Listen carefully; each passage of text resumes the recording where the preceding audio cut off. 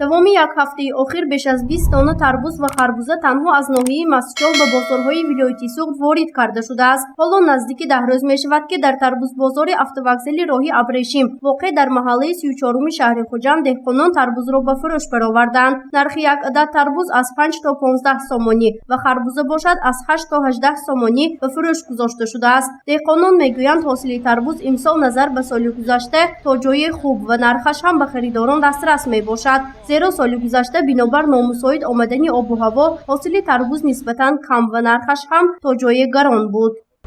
ҳай инҷанда 5 сомонишам ҳай 6 сомонишам ҳай 10 сомонишам ҳай акур размераш ба нигоҳ карда савдо мекунем. соли гузашта тарбуз ҳосили тарбуз камшуда асаби боду ҳаво буд сернамӣ шуд. баъзе заминҳо албатта асар кард, ягон кас безарар мондагӣ не. ну бо шукри худо бо ҳосилша деҳқон меҳнат мекунад, охир меҳнат бероҳат не, бо роҳаташ ҳам дид меҳнат деҳқон.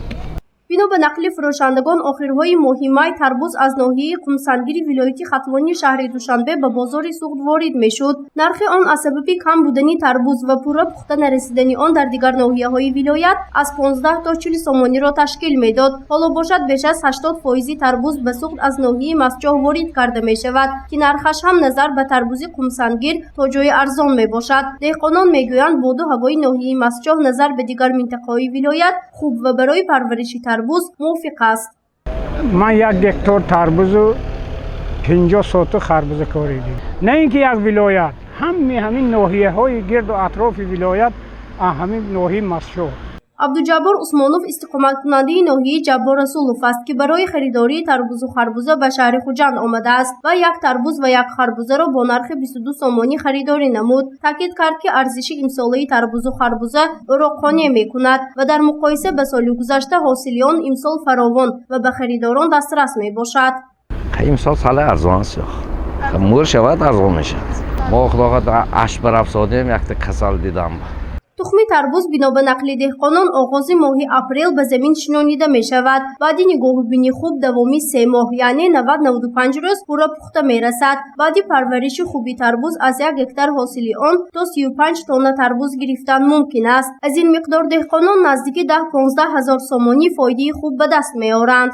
шерин тарбузани ранги асла ҳозир пурра пухта рисига ини мачоҳ сатвойза олами тарбуз ҳамаш ин Мастчоҳ ин қумсангир адо ами 8 сомон сар мечад то 15-20 килонаш арзон сол зарб порсола. имсол дар вилояти Суғдро дар умум 4900 гектар полезиҳо кишт карда шудааст ки аз ин миқдор 3483 гектарро тарбуз ва 1415 гектарашро харбуза ташкил медиҳад. вилояти Суғдро ба ҷуз аз бозорҳои дохили кишвар инчунин берун аз Тоҷикистон аз ҷумла ба Русияву Қазоқистон низ тарбузу харбузаро содирот мекунад. гузориши Фарзона Шамсиева, Насим Раҳимов барои барномаи иттилоотии Хабар.